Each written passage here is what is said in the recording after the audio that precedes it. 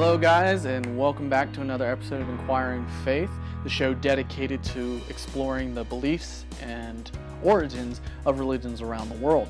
I am your host, KJ Antesky, and if you can't tell, I am in a darker room because, well, lighting sucks. Today's episode is going to be about Buddhist beliefs.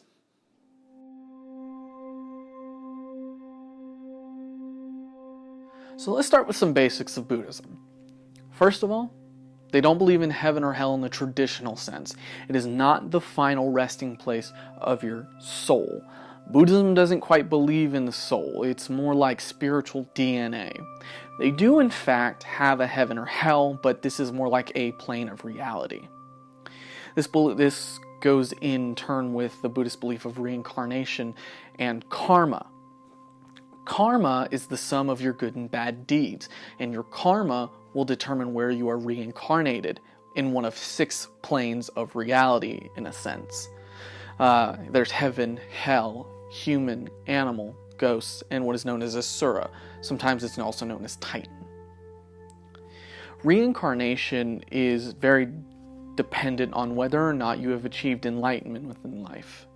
If you haven't achieved enlightenment yet, you are continuously reincarnated into this cycle of suffering and rebirth. So when the Buddha became enlightened, he had seen the truths of the universe, the overall idea of what we want to happen in life.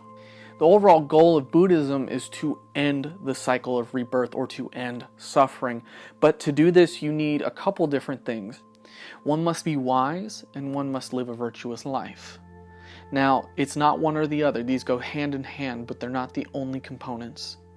To be wise is to profoundly understand the human condition. And to do all of this, you need to understand what the Buddha taught.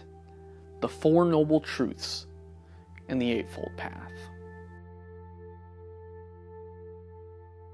The Buddha taught that there are 4 things that are always true in life. These are the 4 Noble Truths.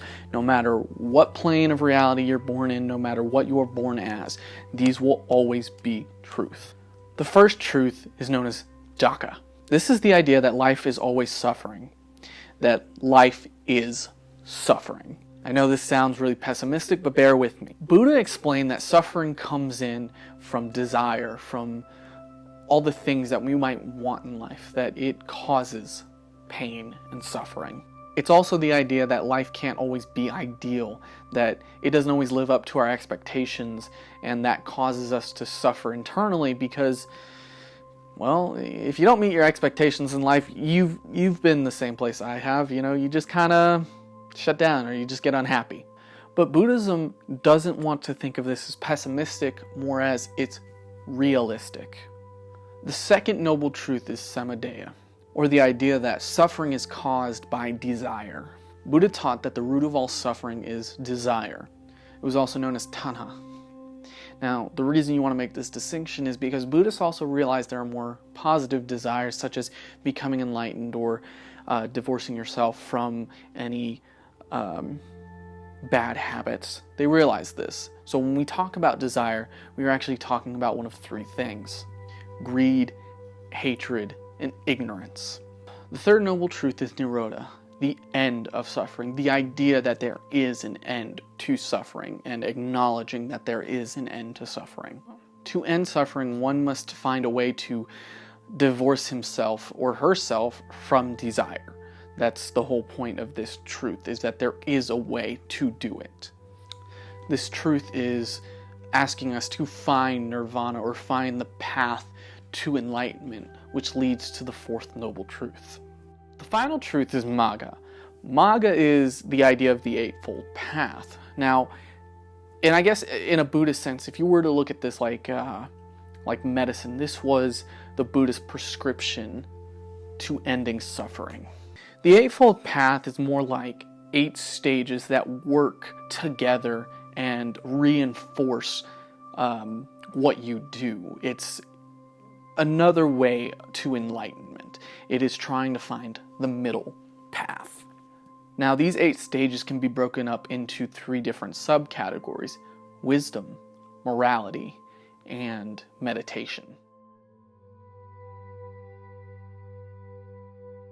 Within wisdom, you have the right understanding, accepting Buddhist teachings with experience, not just blind faith. And you have right resolve, a commitment to developing the right attitudes. In morality, you have the right speech, telling the truth and being mindful of what you say.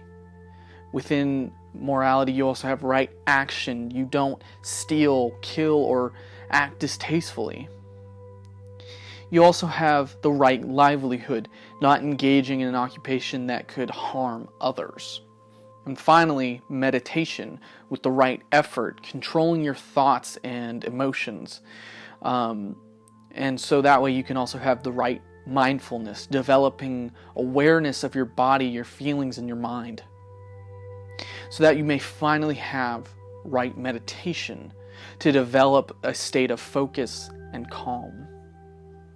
These are the 8 stages that Buddha put in front of us so that we may attain enlightenment, along with these 4 noble truths, so that we may end suffering, end the cycle of rebirth, so that we may attain nirvana.